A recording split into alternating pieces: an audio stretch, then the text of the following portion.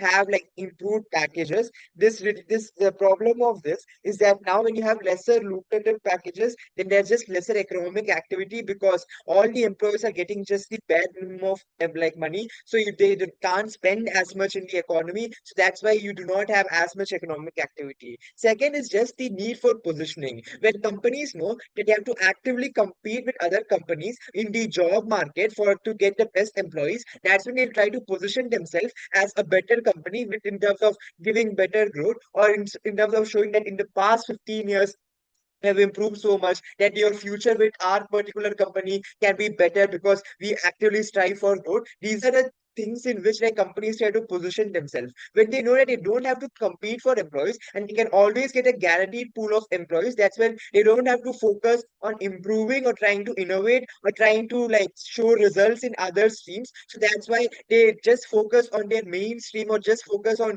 just like not necessarily increasing the revenue but rather just showcase but just like continuing on the same scale as they used to. That's what leads to like lackadaisical attitude among all companies because now they don't have this incentive to compete in the job market. This is crucial because only when you have to compete for employees because you cannot necessarily get your job done without employees. That's why you try to like actively outcompete others or actively show better results or show that we can like strive for better growth. This like reduces the innovation across all corporates in Japan. The second problem is that how like this like companies just lose the capacity. What do we mean? Is that insofar as like employees know that they are here for the long term, that they are going to stay here for 20, 25 years, that's when they start to form emotional bonds in the sense that now they don't have they have lesser competitive spirit. When you know that you don't know whether you will have this job in the next 2 years or not, that's when you're forced to like think. That's when you're forced to take initiative or forced to show that like I'm better than the other person. So that's when you get more ideas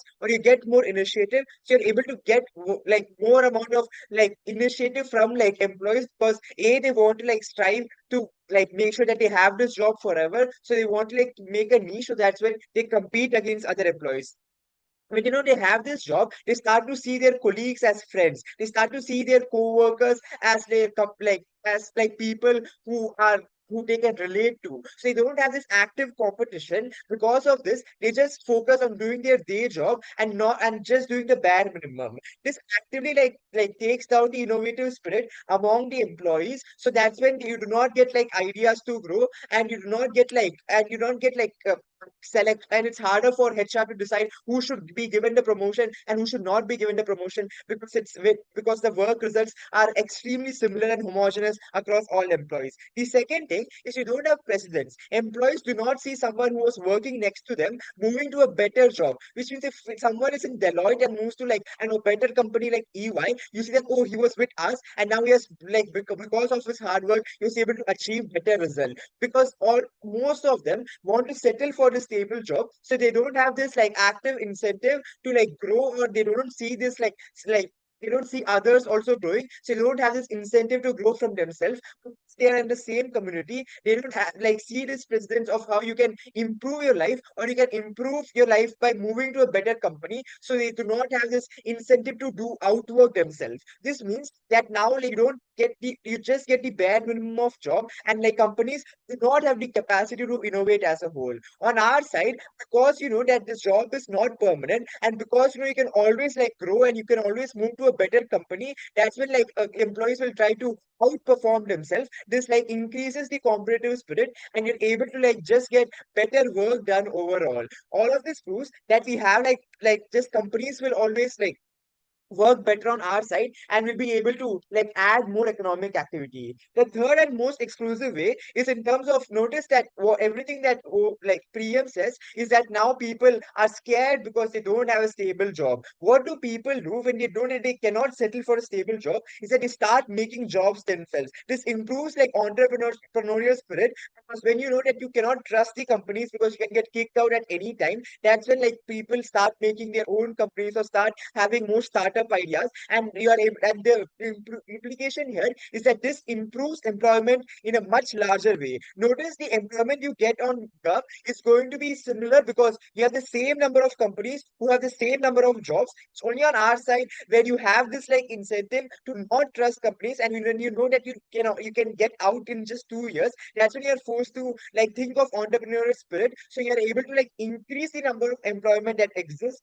So now there's just more startup ideas and more people employed. This is crucial because if Gov's impact is that now more people do not have unstable employment, we are able to like meet the like demands of unemployment because now we are able to like give more jobs to people. But second is just the fact that this creates innovation and you're able to like have more activities, you're able to solve better problems, which means there's more fintech companies that can grow in Japan, or more like companies that cater to the local problems of people. So you're able to solve better problems, solve the seasons.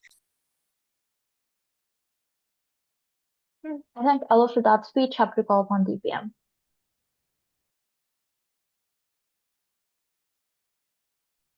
Hi, am I visible? And I don't need to be visible. Am I audible? Yeah, audible. Great. Um,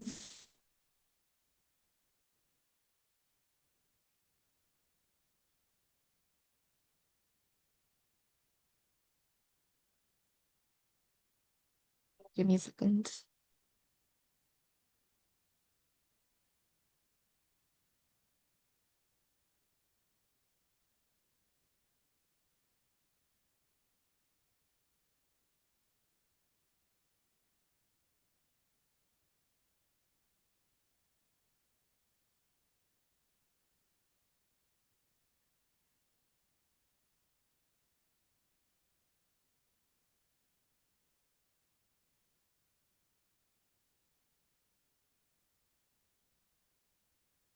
Okay. Starting my speech in three.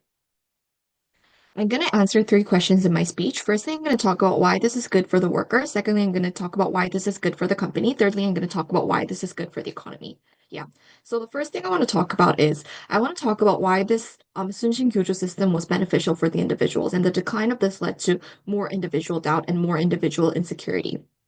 Because I think that there's minimum engagement coming from opening opposition. When we tell you that this kind of system actually was the reason why employees could predict their future, make more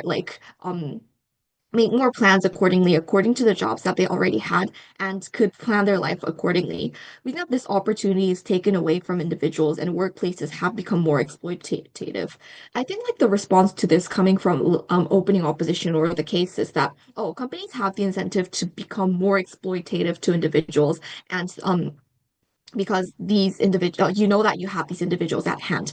The first thing I want to respond here is that I would presume that this kind of exploitation is actually worse than the status quo when the majority of the workers that you hire are unregular workers. Because if you even if so like in the perspective of the company, if this worker is the worker that will leave your company in the 2 years, you probably want to get the most out of this worker. You have more incentive to actually exploit them. This worker is going to leave after 2 years. If you're an unregular contractor, it means that it doesn't really matter if you exploit the worker. It doesn't matter if the worker actually hates you because the worker is going to leave anyways. I think in that perspective, the company has more reasons to exploit you on behalf. But then the second thing I want to respond here is I want to talk about the personal ties that they talk about. They say, oh, like, people form emotional bonds with a company, and this is for some reason a bad thing. The first thing I want to note is that if you have more interpersonal connections in your life, you're more close to the people of your company and you can actually associate with them. I would say this is actually a good thing for the individual because as you can see, like especially when it comes to like the Japanese society, the society is very collectivist, meaning that like you hedge a lot of your like personal values on the emotional ties that you have with other people. The opportunities for you to make more relationships with other people is quite small, in which I think if you have good interpersonal relationships, you have bondings with people within your company, I would argue that that is a good thing. But then, um, So I think this kind of individual security means that individuals can actually plan ahead their lives. They have secure job income. They know that they will be paid from this company even like 10 years, 20 years from now. I think this is a significant benefit. It allows individuals to actually spend more on the things that they want to spend because it is certain that they will have income in the long run. It allows individuals to form families because it means that you will be able to support for your family for a longer period of time. A stable income and a stable job is a prerequisite of many of the things that make individuals happy. We regret that this is declining. But the second thing I want to then talk about is why this is good for the companies. And I think this is the larger part of O's case, right? So opening opposition says like firstly there's less of an incentive for companies to innovate because like you can just like pay workers the minimum and you can just like treat them shit. The first thing I want to say is I think this is like empirically untrue in a lot of cases because if you see a lot of big companies around the world like Google, like Samsung, like whatsoever, a lot of these companies tend to pay their employers a lot, and the reason why they pay them a lot is because more money actually leads to more motivation in the most of the cases when it comes to employees. Meaning that, yes, you will stay in the company for the lifelong duration of your time. That doesn't mean that you are always loyal to your company. It doesn't mean you always are motivated to work hard for the company. So you might as well be lazy according to their side. If the company is treating your workers like shit, this actually means that these companies have more of an incentive to motivate these workers by giving more money, giving actually like providing them with more worker benefits. This is the reason why a lot of companies in Japan actually provide their employees with like extra like fees to like go off to vacation during vacation periods or give them like food and stuff during like what is it, the holidays or like Lunar New Year. I think this is exactly why the companies actually want to be better to these employees because this is the person who will be working for your company for the next 30 to 40 years. But then the second thing I want to say is I think there's a stronger natural check and balance progress in in this kind of system in which the companies know that they will employ this person for the rest of their lives because when employees are actually in the initial stage of choosing what company to work in, you actually need to like see which company provides the best worker benefits. You have the leverage to be more picky because that is the company that you will be working in for the rest of their lives. But then in the status quo, if you look at things like a lot of online applications, which will still be here under our world, our counterfactual because like it's technology progression, we think that like people have the ability to talk about which company provides more working conditions and actually like choose the company you initially go into,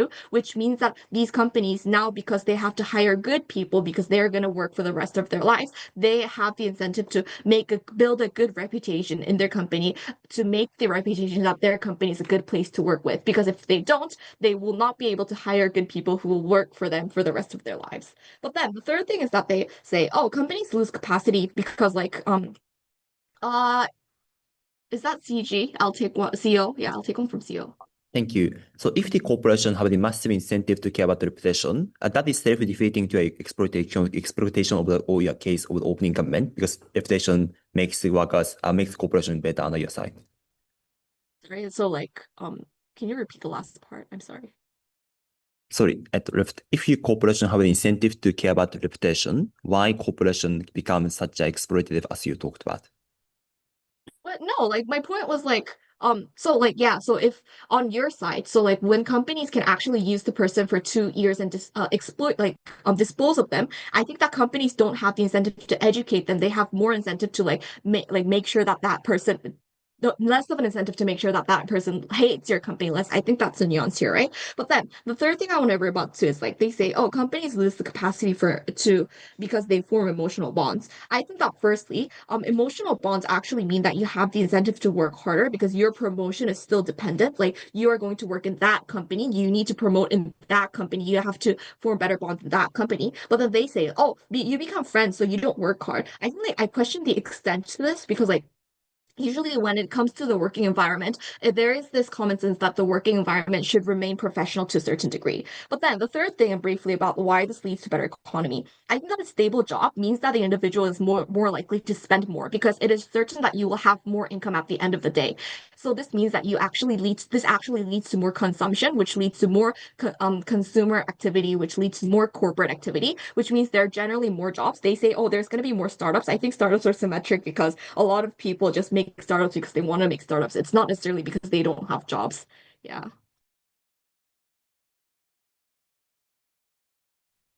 Again, for that speech, have to call upon DLO.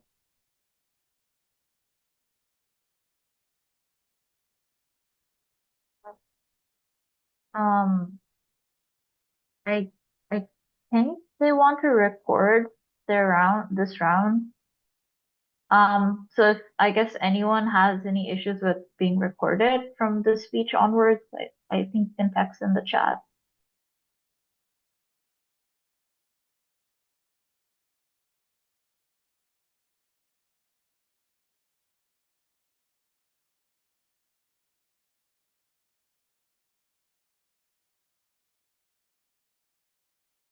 Hi, just give me 10 seconds.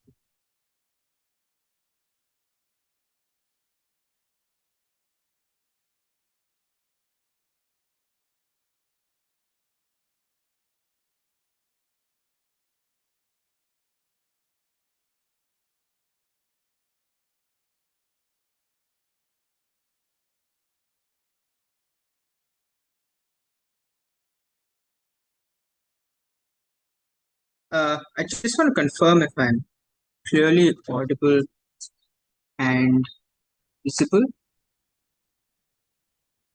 All good from my end. Perfect. I'll take a POI preferably from closing up. If not CG, then take OG for sure.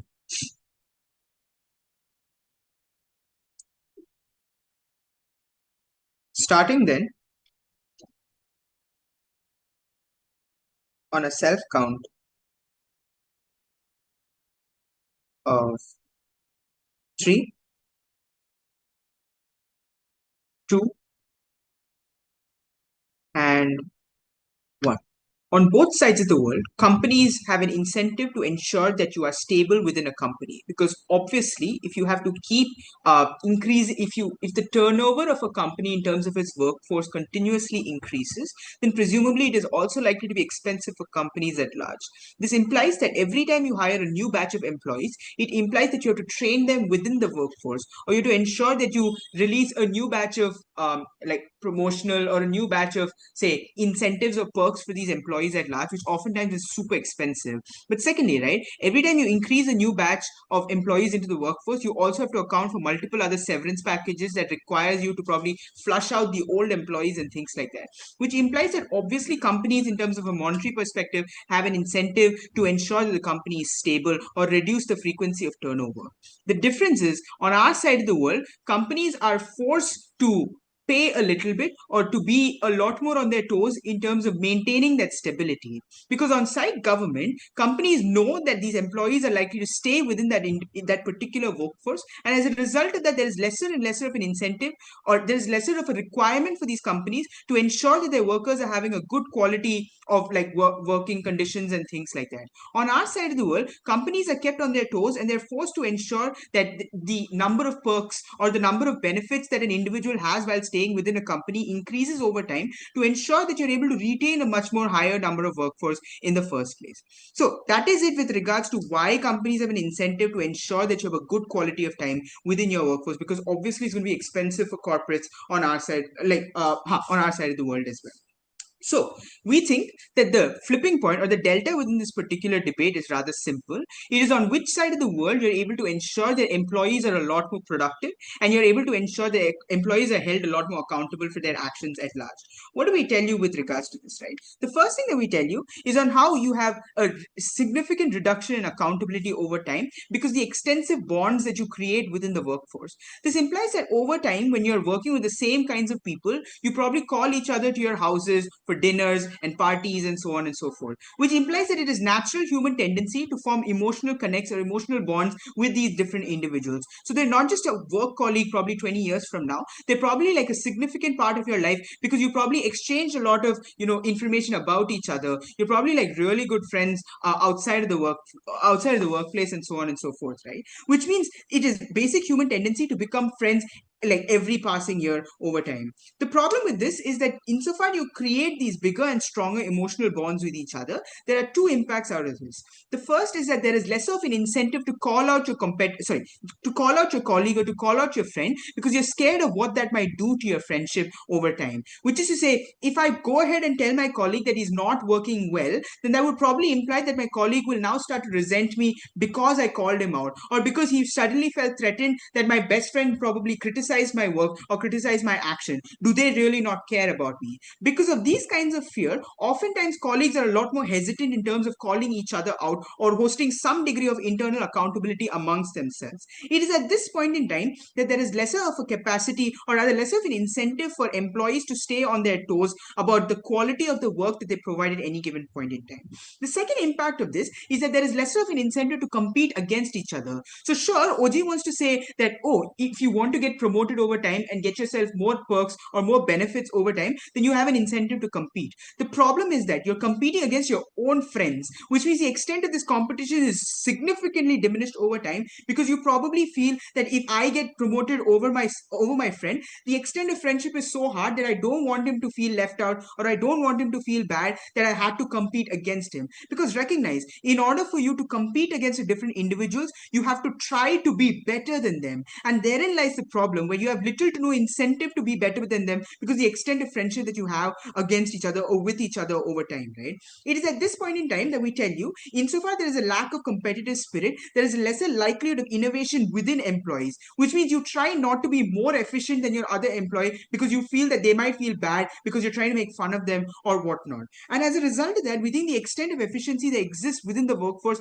is something that significantly reduces because of the lack of internal accountability measures amongst each other. Why then, in the absence of these accountability measures, does efficiency fall considerably? We think this is true because people have a tendency to become lackadaisical. This is true for two reasons. The first is on the general human tendency of trying to look for the easier way out, which is to say, if people feel that over time I'm not going to be held accountable, I can probably cut corners in terms of my work a considerable extent. It is as a result of that that people always try to look for the easier way out, because it's something that's a lot more simpler for them, it's a lot more easier for them, and as a result of that, they opt into these mechanisms. The second is that over time there are differences in priority that occurs over time, like during your life. As a result of that, people probably have multiple other priorities outside of their work, and if there is little to no accountability measures within your workplace, the other priorities start to take more precedence because there's no pressure from the workplace at large to actually work a lot more efficiently within your workspace. It is as a result of that that other kinds of priorities or the general lax attitudes of individuals will start to then affect the workplace at large, because there is little to no incentive for each other to call yourselves out, and as a result of that, there is no amounts of economic progress, or like economic growth is something that significantly reduces. The flip side, or rather the positive comparative on our side of the world, is how you have greater extent of capitalism and accountability measures. Before moving on, I'll take a POI from opening government. Yeah, why is having a toxic workplace environment where people are just super competitive against each other and see each other's enemies a good thing, given that it's like people are less happier and they're less productive? Got it. So I don't think that the flip side to this is a toxic workplace. Like I said, companies want to ensure that you stay within that company, which means that there's a general tendency of the workforce to look after their own happiness, or rather to leave the company after 2 years. And obviously, if companies want to retain these employees, you try to ensure that the workplace is not as toxic. This doesn't imply forming emotional bonds. It can probably just look like giving you more room. Probably looks like a weekend corporate getaway or a weekend corporate retreat that can help with just general and formal employee relations, or formal corporate lack of toxicity and things like that. Or it could probably just look like corporates allowing you to have more free time, or just making sure that your work life is a lot more sustainable at large, because these are the incentives that corporates have even within a capitalist structure. So on our side of the world, the first is that you have greater amounts of accountability because you're able to actually form the line or the distinction between your work life and your personal life. But secondly, and more importantly, even if there is uncertainty, we think the more likely consumption pattern of individuals is to save more. If they save more, they invest more into banks or other kinds of entities. We think that this investment also is sufficient enough to replace the lack of consumption over time, which means if I save more amounts of money, I can probably invest it into different stocks and other entities, and banks and other kinds of corporates that utilize this investment end up consuming a lot more. So at the end of the day, we don't think consumption reduces. We think consumption is something that remains similar. If anything, we think corporates are a lot more efficient, and as a result of that, there is a greater likelihood of economic growth only on our side. Thank you for that speech. Happy to call upon member of Gov.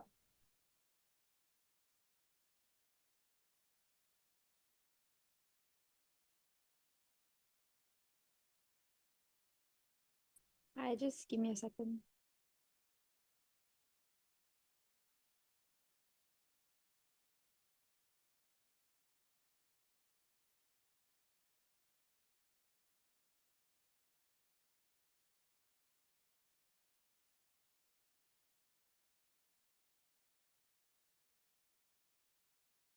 Can you hear me? Audible. Great.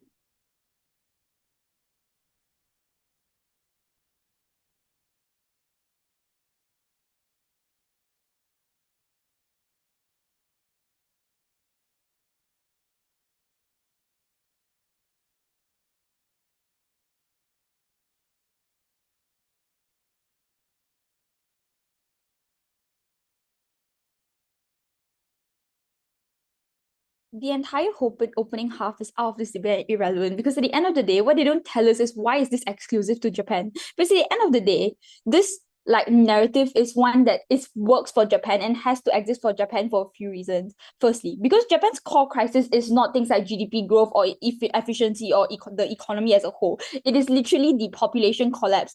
Japan can do things like import capital. It can do things like adopt tax or do things like expand trade to deal with things like economic weakness. But what it cannot do is import a new generation of people at scale, because at the end of the day, immigration is politically not popular in Japan, and it's just extremely hard for integration for things like foreigners in the first place, which means the core crisis of its population growth is something that needs to be addressed immediately, because once the birth rate falls below a rate for too long, recovery is almost impossible. If you see this, you already see this in for example South Korea, for example, where because the birth rate was low for so long, it's virtually impossible to for the rate to grow now, because of how deeply ingrained it is in people's mind. Which means the core part of this debate and the way CG positions ourselves then is to explain to you why exactly is it then that the culture is one that encourages people to have families, encourages people to to be able to actually continue the population instead of being alone.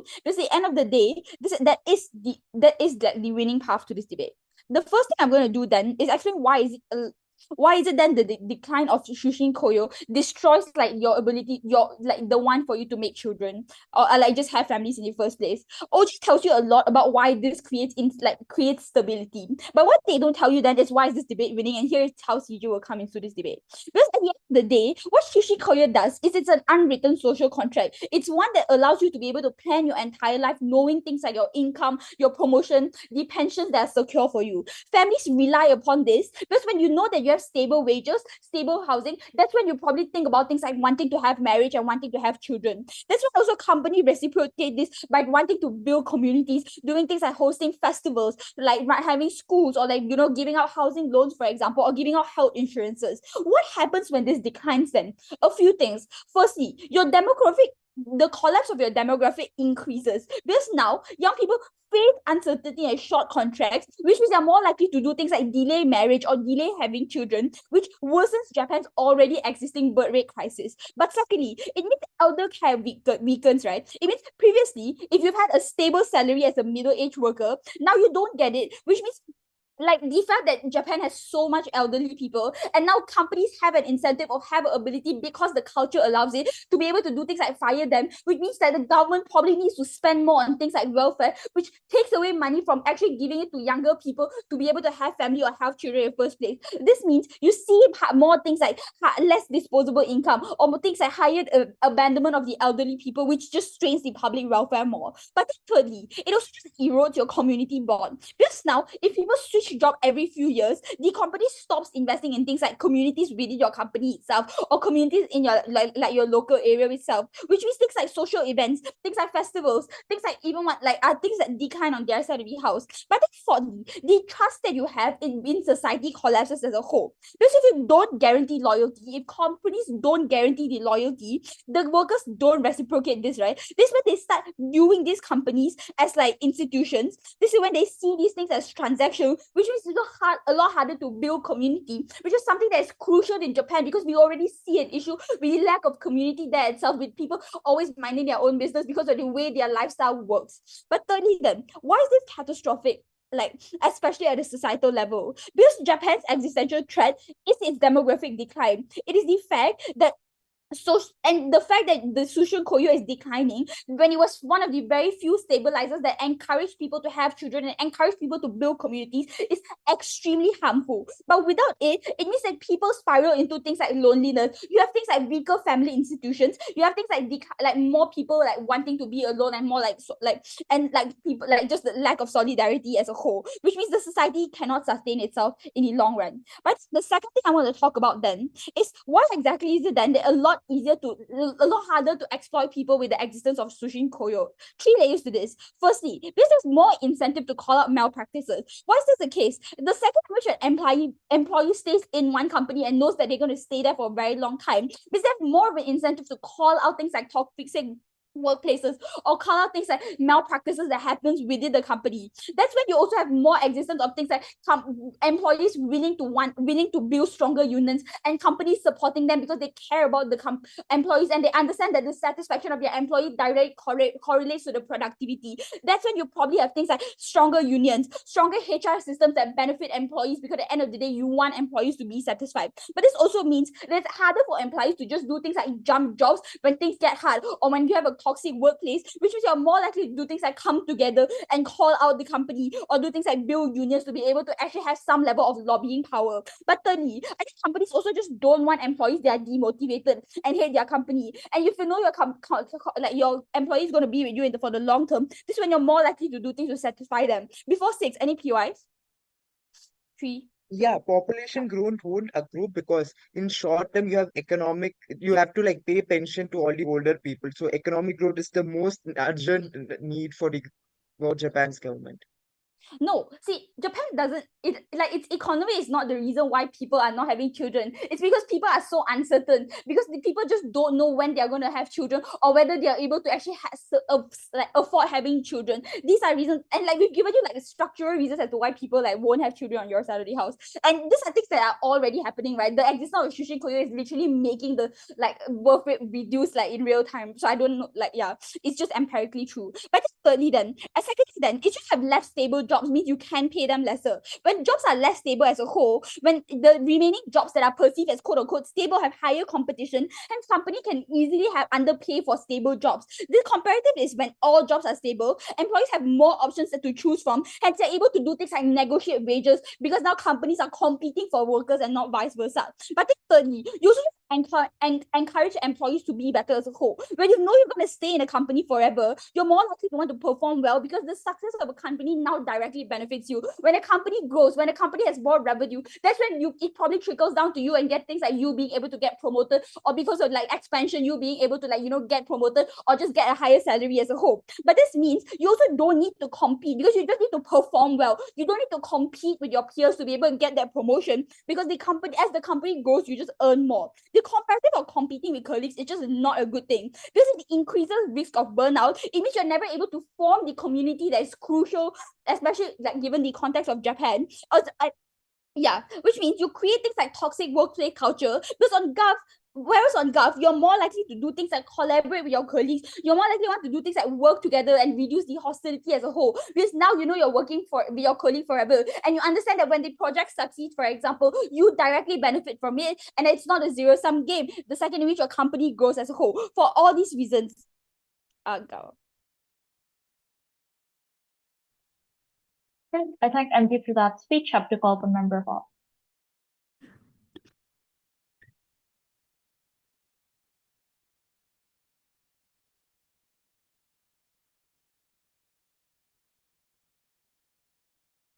You can vocalize POIs.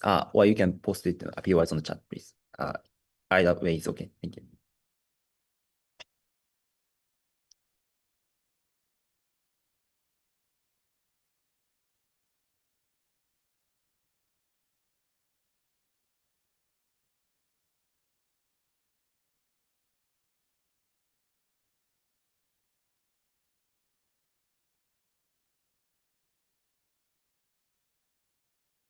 I will start my speech in, sorry. The speech will start in 3 seconds. 3, 2, 1.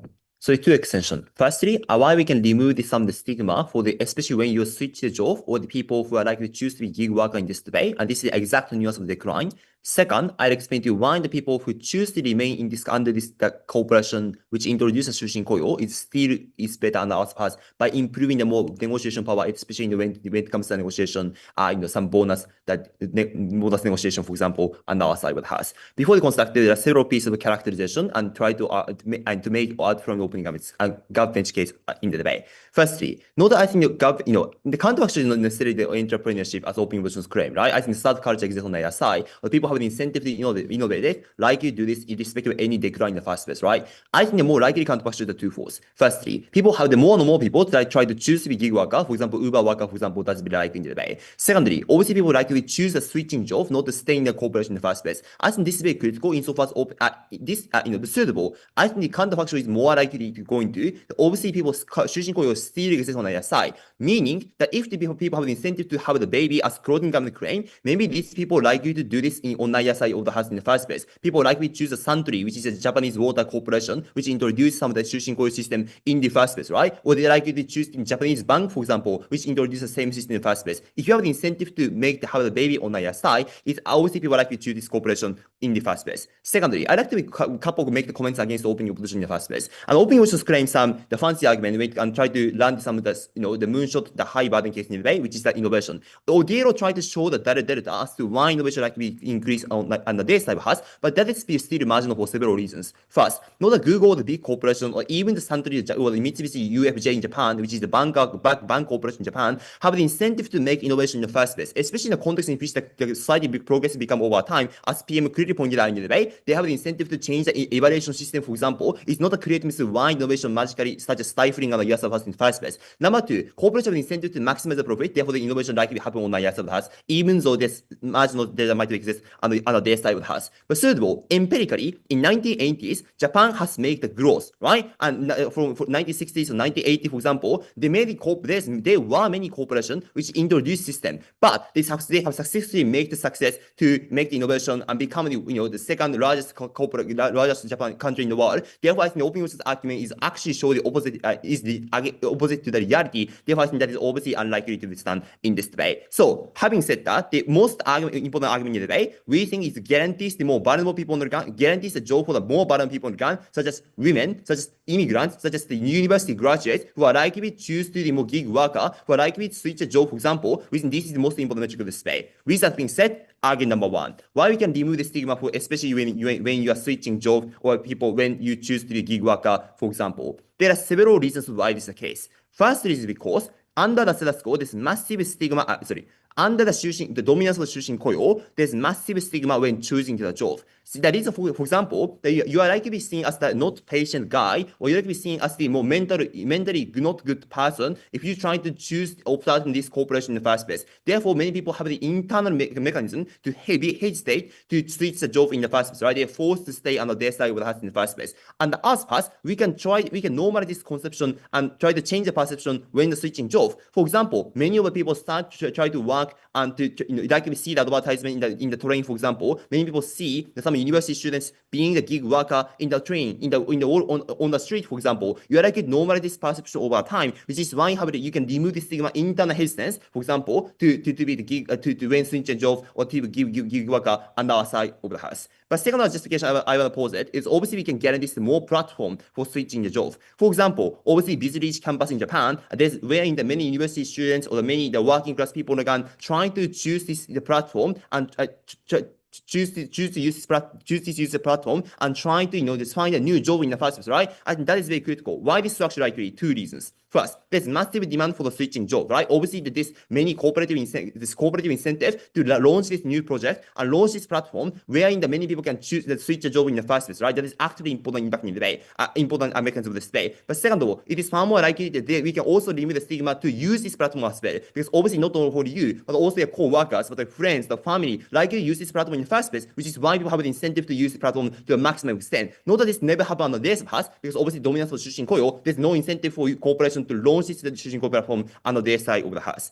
all those reasons then are suitable. Obviously, we can remove the historical stigma as well. Under the status quo, the women, for example, likely will be excluded from the labor force market because of historical patriarchy in Japan. This means under this path that the women in the 40s and 50s, in 50s, fathers that get jobs on this side, immigrants, for example, immigrants who are likely increasing in Japan right now, less likely to get a job on the day service in the first place. By contrast, in the other path, that obviously gig worker, you can be a gig worker or you can be a part-time job, right? Obviously, we can expand the job market for these people on the ground. Before I move, I'll take the OG, please. Yeah, I think that choice is symmetrical because yes, some people lose the option of working like more part-time jobs, but on your side, those part-time jobs are dominant. People don't have options of stable workplaces, meaning that they don't lose that choice and they lose that option.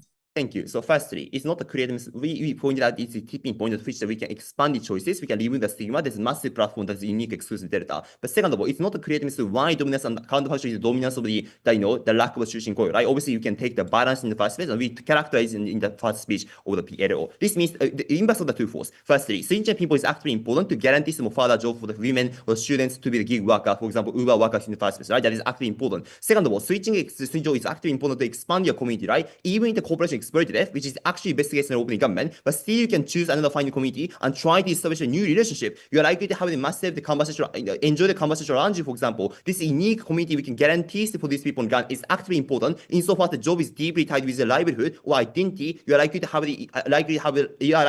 in the rest of life. This means you can enable them to switch the job on our side with us. So the second mechanism I talk about why this is good for the workers who choose to be that corporation. It's simply that likely to choose to stay in the corporation or shushin-koyo. The reason is very simple. We can guarantee more bargaining power when it comes to negotiation. For example, you can demand a negotiation in the first place. Why is this the case? Because you are likely to suggest, I can opt out in the corporation. I can go to another corporation, for example. Obviously, corporation have an incentive to make them stay, especially when they're a competent worker. They do not want this corporation to leave from your corporation, for example. This means in our past, the corporation have an incentive to hear what the workers say, for example. They're likely to give it more bonus, they give more wages, for example, in the first place. Insofar as you can have the massive choices and you can suggest this, you can weaponize this against the corporation, or for example, we can guarantee more better wages for these people on the ground. That's why she believe in this way.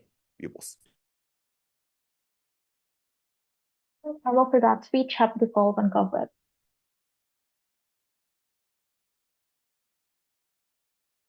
Am I audible?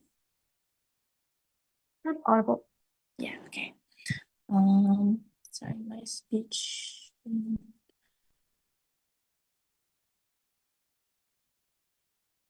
Sorry, my speech in 3, 2, 1.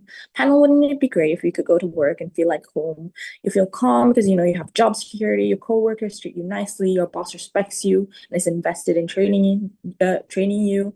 The day would fly by. You go home and you sleep well because your job is secure and safe and predictable. First, let's go into weighing OG's case, right? Number one, they say on their scope on how it primarily focuses on middle-class workers. Their mechanism is that the decline of shushin-koyo harms job security, prospects for less skilled workers, and economic participation.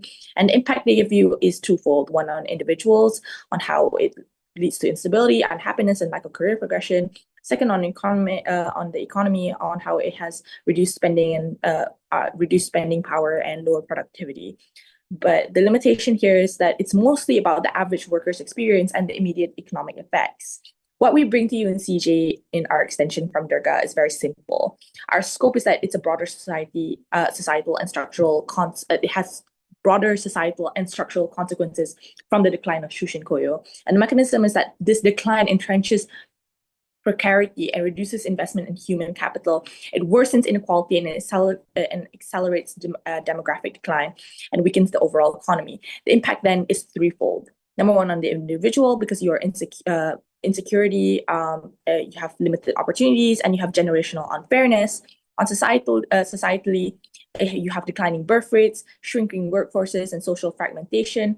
Thirdly, on the economic, where you have long-term stagnation, weaker collective productivity, and lower consumption. The strength there is that we show that there's systematic harms beyond the middle class that captures both immediate and long-term impacts, like Durga said in her speech. So why do we then win over OG?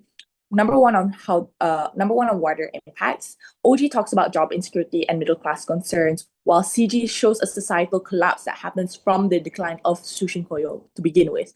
There's generational inequality, and there's economic stagnation that happens because it affects all of Japan, not just one group. And it only happens within our speeches that we talk about Japan in itself, right? Secondly, on stronger comparative, even if OG is correct about the middle class hardship, CG proves that everyone suffers under decline, including non-middle class and young workers. CG shows that there's at least certainty and scale, while OG shows mostly certainty and a limited scope to that certainty, right?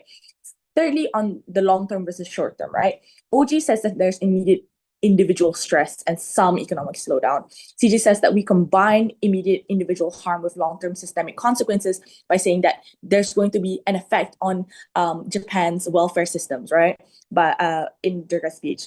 And so that there's demographic and economic collapse causing social fragmentation. So the way in here is simple. You should prioritize the certainty of harm, and CG clearly demonstrates that more lives are going to be affected with more serious societal consequences, giving you that comparative win, because we at least show you that more people are worse off without shushin-koyo comparatively to OG. Then moving on into OO's speech, right? OO says that a lifetime employment made companies more complacent, made people more complacent, so there's no innovation and less growth. Number one on analysis on the short-term versus long-term incentives. In reality, companies with lifetime employees are more likely to have long-term relationships and have a stronger incentive to invest in their people, because you have those connections with your boss, with your other colleagues, because you understand that these other people are also intertwined with you. You're more likely to want to invest in them. This creates a long-term economic activity, not that even if it's not flashy innovation that OO wants, right? Number two, on how decline doesn't fix innovation. The info site tells us that decline has led to non-regular employment. This means that these workers earn less, they lack stability, and they don't get trained. That doesn't create innovation, it creates a disposable workforce entirely. So that means that the supposed entrepreneurial spirit that comes out in OO is overstated. In practice, precarity makes people more risk averse, not less. And then we flip this by saying that innovation benefits only a small minority of workers, for example, startup founders and top engineers, but the decline of shushin-koyo harms the average worker. And the average worker is the biggest stakeholder within this debate, right? They lose stability, they lose their security, and they lose their benefits, which means while OO talks about that potential innovation, CG proves that there's going to be widespread guaranteed precarity.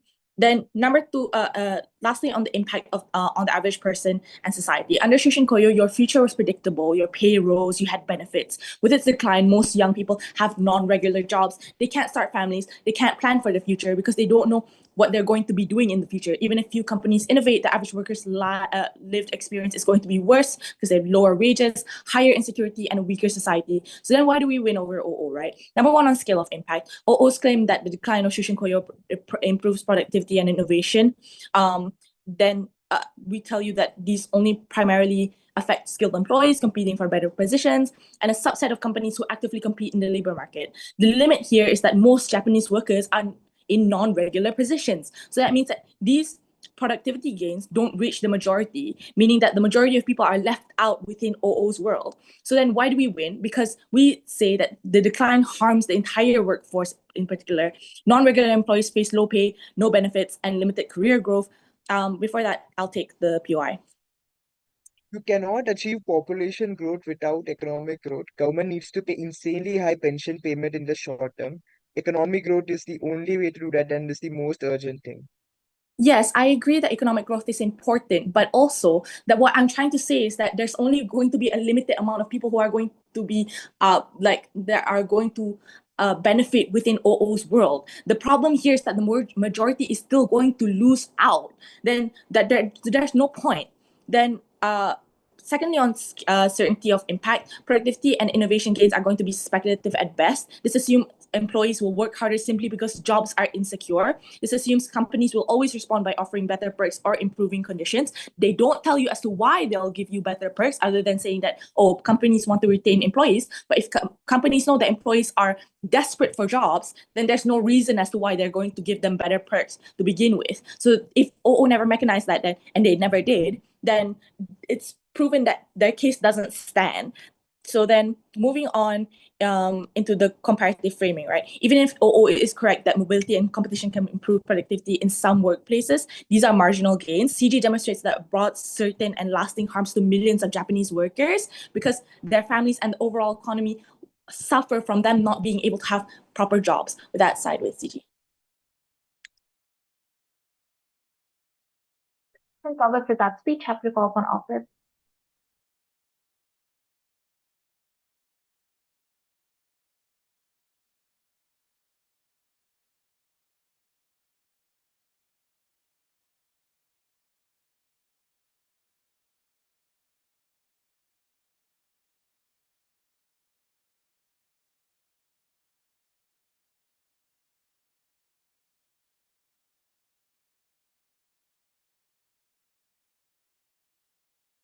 Start my speech in 3, 2, 1, start. 2 things to do in my speech. Firstly, highlight my partner's extension. Secondly, engage to the whole government side. Firstly, extension.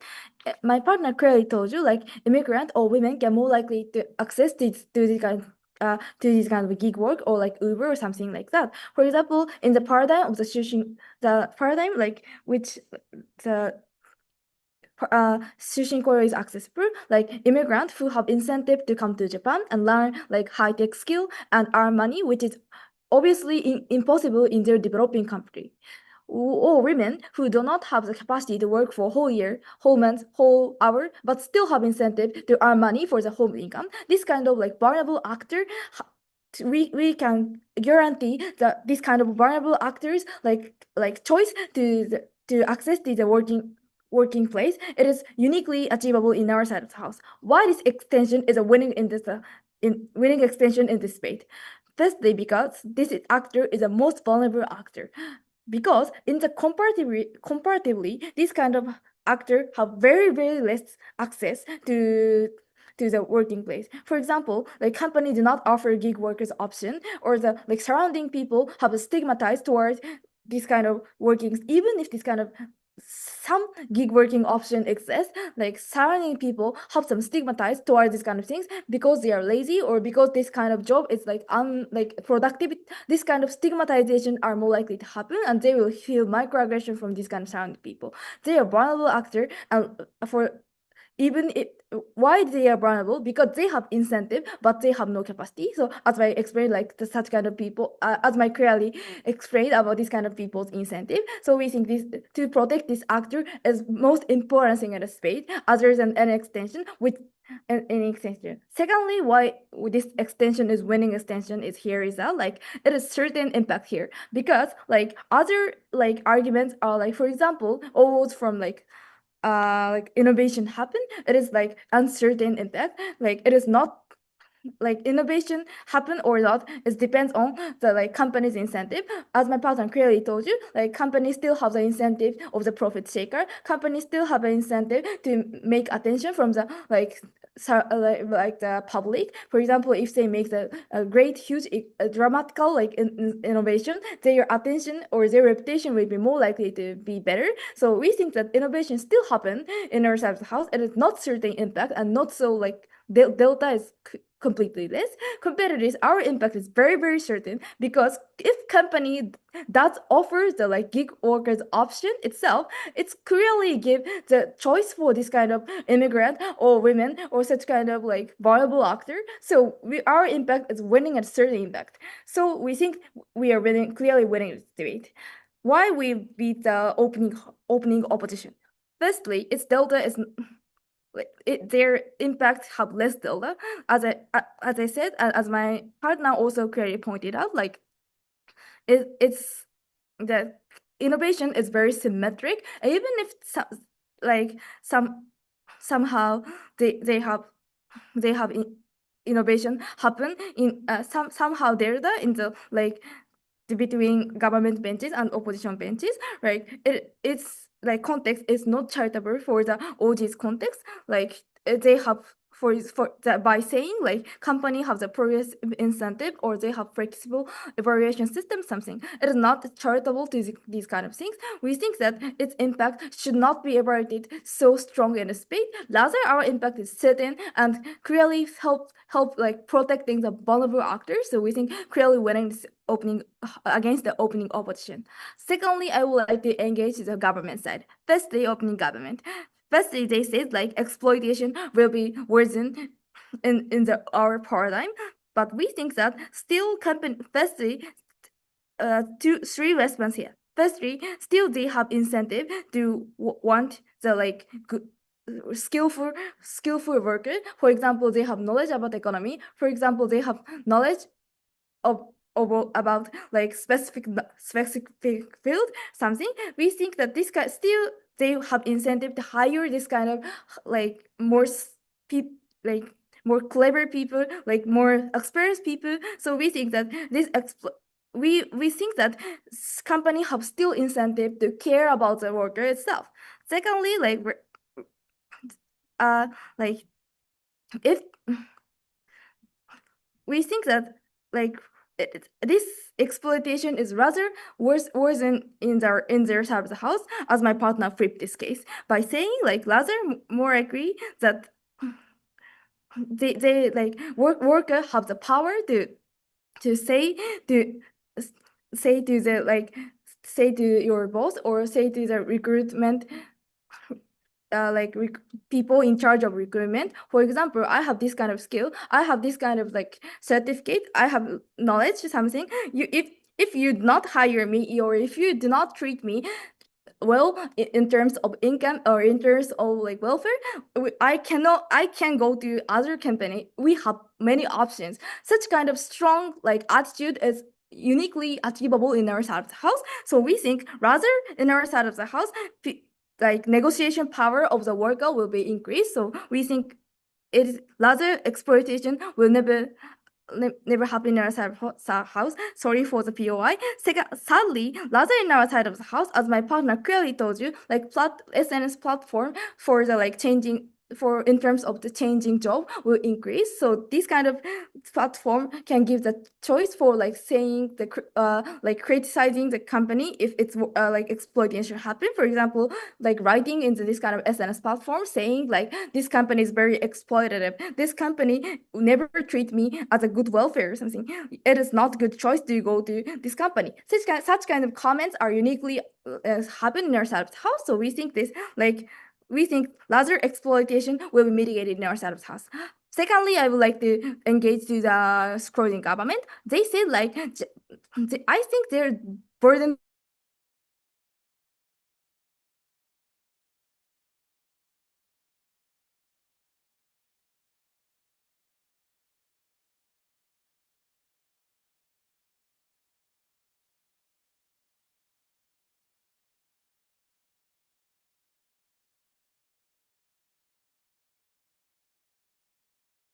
incentive changing of having the children is not only for the economical problem and like so we think that they never fulfill the burden of proof itself. So their argument is not important. So we're proud to oppose this motion. Thank you.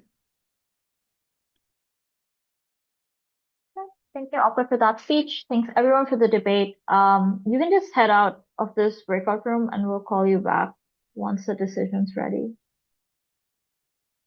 Respond as much as I can. Okay, so the call went as follows. First went to opening government, second went to closing government, third went to opening opposition, and fourth, unfortunately, went to closing opposition. So it goes OG, CG, OO, and CO. I do think it was fairly close debate across like most comparisons.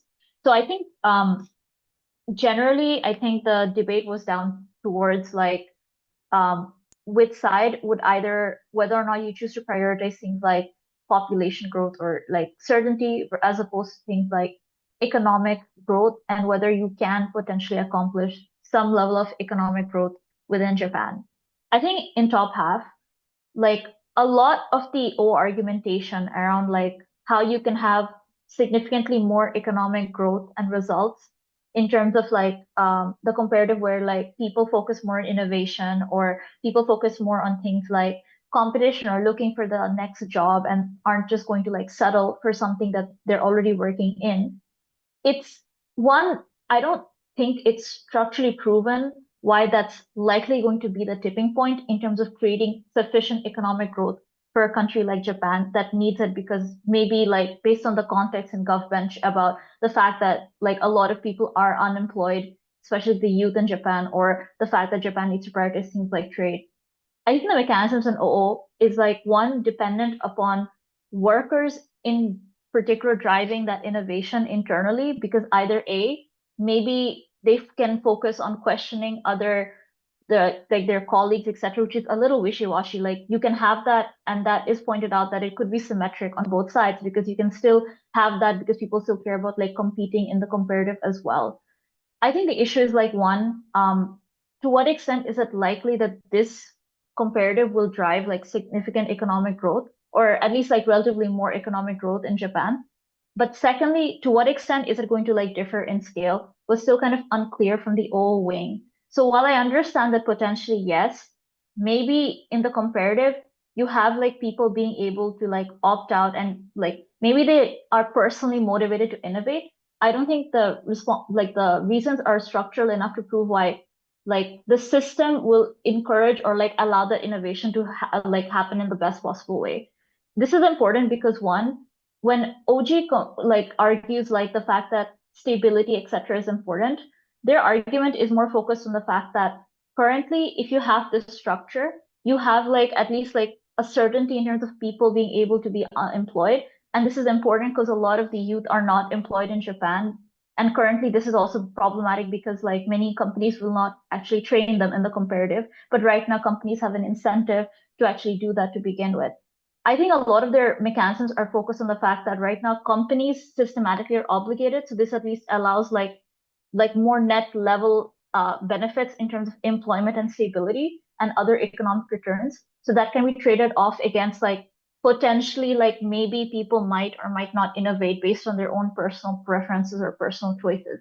I think had there been a bit more characterization on how the system in Japan gradually changes as a result of this, or how companies in general will change policies in the comparative, or how government structures will push towards more innovation, it would have been more like clear to me as to why economic activity is at least like more certain. So I think secondly, in terms of the weighing of certainty, like OG still is able to relatively prove that sure, you can still potentially have like some motivation to care about like your job. You can still like you'll stay there for a lifelong duration, as OG points out, you'll still be motivated.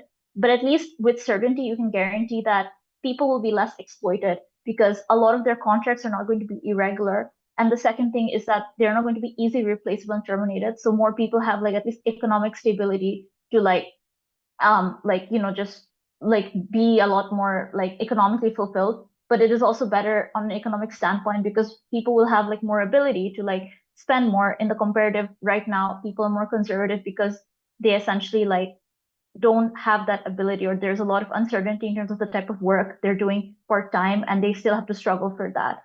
I think because of that, like a lot of this kind of questions a lot of the like financial feasibility in the O premise, because what O says is that in the comparative, like you focus on improving results, but I don't think uncertainty is addressed to sufficient extent.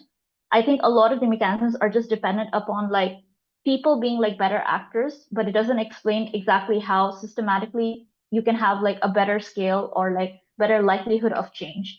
So because of that, I think unfortunately a lot of the economic argumentation just did not like effectively work in against like opening opposition. And I think on top of that, like there was a lot of other pushback against like the type of work from OG, as I mentioned before, in terms of the fact that people will be working in much more replaceable contractual hours. I think against this, like O doesn't really respond or say that how companies have an incentive. Like I think they say that companies have an incentive to like keep like good employees, but beyond that, I don't think they say how exactly like the quality of work or how workers' rights, etc., could potentially still improve in the comparative, or how systematically these protections can exist. So because of that, I think the remaining argumentation from opening opposition about like how maybe yes, you can have like some innovation, or you can have like maybe companies like maybe people focus on some results.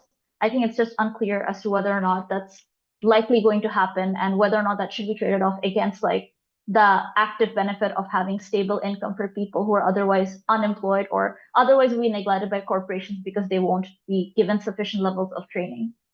Against closing government, I think a lot of the CG argumentation is also focused on stability, but the reframing around that is more focused on Japan's population growth. So I think what OG focuses a lot more is on the unemployment aspect in their characterization, but I don't think they actually do focus as much upon like how this could tackle things like population collapse. So what CG is still able to also similarly do is prove how essentially like if you have more stable income, this would encourage like more people to like have like families, etc., as opposed to like go towards shorter contracts, which kind of prevents a lot of systemic issues in Japan in terms of like declining populations. I think what they're able to do is that one, they outweigh the like old priorities in terms of like being able to like have like a better net return for Japan in terms of future populations.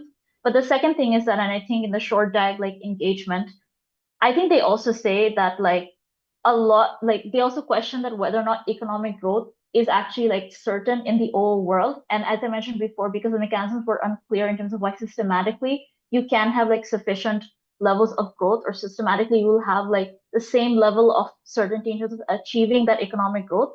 They're also able to point out that a lot of what in the comparative happens is that you still have a decline in welfare to a certain extent and less stability in the comparative because of the fact that companies are not obligated to kind of like pay your like, you know, keep you, etc.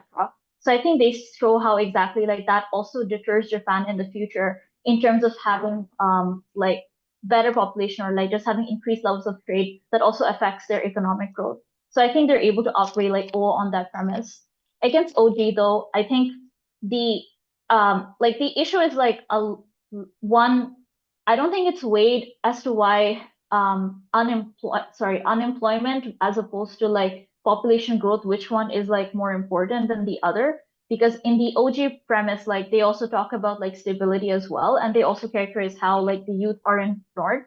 So I think there isn't a lot of weighing to prove like why CJ's characterization and why like this concern is like a bigger priority for Japan in compared to like unemployment. The second thing is that I think OG additionally has like a lot of other like arguments around like how contracts are going to be exploitative in nature. So I think when they say the fact that people will be exploited because they're irregular like workers, or essentially because of the fact that companies know that they will leave anyway, it means that people will probably not have like a lot of ability to like negotiate and like bargain that well.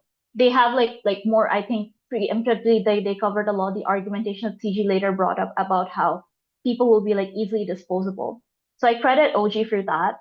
And I think a lot of the other argumentation that I think CG tried to run about like maybe the fact that you have like the impacts from like economic stagnation were just unfortunately not so like, I don't think they had enough structural reasons.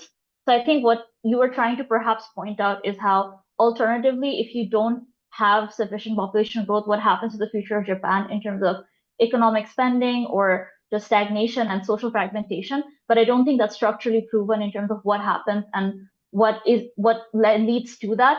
Similarly, I think OG did kind of talk about the fact that spending, etc., does decline if you have, let's say, more contractual gigs as opposed to like more like long-termistic gigs in the comparative world.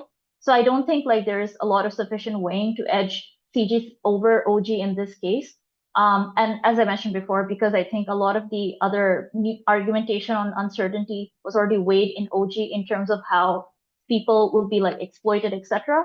They get like credit for that argumentation.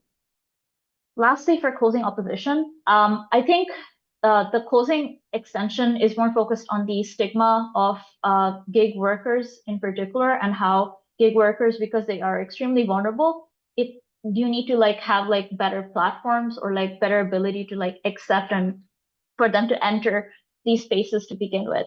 I think the first thing is like, it's like, I think both all gov benches point out that people can still enter contractual gigs anyway. And the thing is part-time work, etc., will be symmetrical. So one, it's unclear to what extent that people are actually shifting away from like these gigs to begin with. And the second thing is that even if people are shifting away against GovBench, the comparison is that people are shifting away from more stable incomes, which could be helpful for their own career training, or could be helpful for the fact that they want to like raise a family and have kids in the future, which could benefit Japan systematically. I think against these trade-offs, it's unclear as to why like it's more important to prioritize like changing attitudes around gig workers and assuming like those attitudes actually exist to begin with.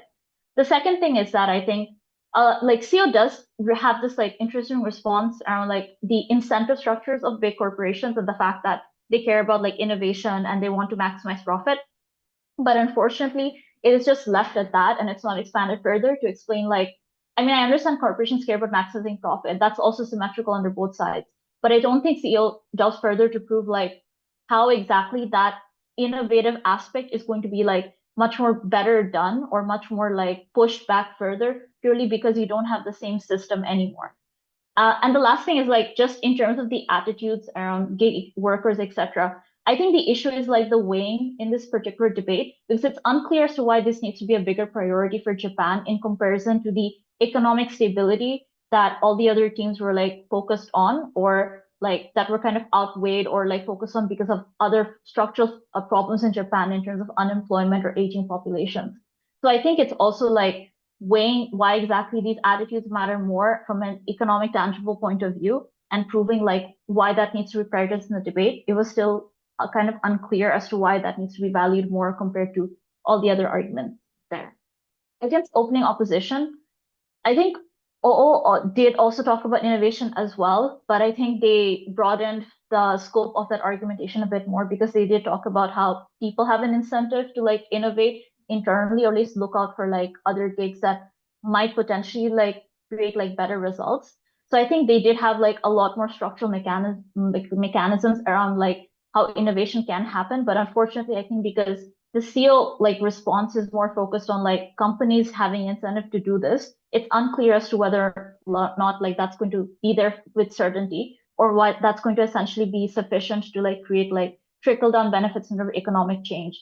I think additionally, like O has like some other responses as well, where they do talk about how companies will like spend on other like training aspects, like severance packages, etc., in their characterization. I think while that's insufficient against like GovBench, because GovBench also proves that like this can happen symmetrically because companies like this person will be there in the company in the long term and companies will invest in training anyway. I think against closing opposition, unfortunately, it's like still CEO doesn't have like sufficient characterization to outweigh how they can have like a better quality workforce or like better structures for like employees in the long term. Lastly, just for closing opposition, I think some other arguments that I think were interesting in terms of the fact that vulnerable workers can potentially negotiate better and they can like, this can help them like switch jobs or just help themselves. I guess the issue that I had here is like one, like your pathway towards achieving that change is like dependent upon you achieving a systemic level of change, which is also kind of under mechanized because it's unclear as to why, like just because people switch towards more gig work, it's going to create like more acceptance for societally and why societal acceptance is the key breaking point of like negotiations to begin with. So I think there's a bit of like a logic gap there. So unfortunately, it's unclear to me as to whether or not like negotiation will absolutely happen only under your world. And I think rather like when GovBench points out that workers will still be cared for in the comparative because companies have to cater to them for training or because they're obligated to, it's much more likelier for me to believe that people will just be treated a lot better in the Gov counterfactual. So because of that way up, I think like even in terms of employee retention or employee like welfare, GovBench has just relatively like more argumentation like prove how that happens. Does anyone have any specific questions?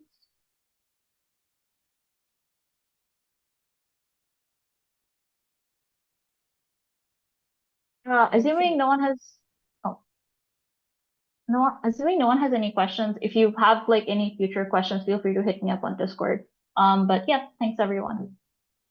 Thank you for the round and thank you for the OA. Thank you.